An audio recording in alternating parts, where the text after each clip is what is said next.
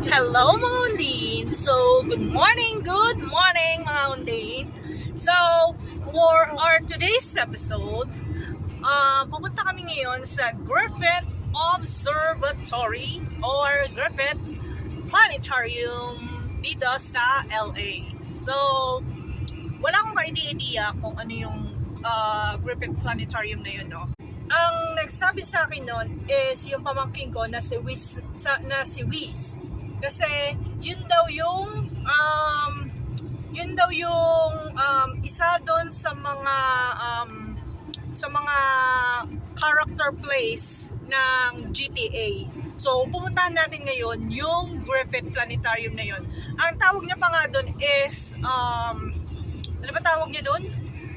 Galileo. Yun daw yung tawag doon sa GTA na game, Galileo. Samahan niyo ako mga kundin. I'll see you later.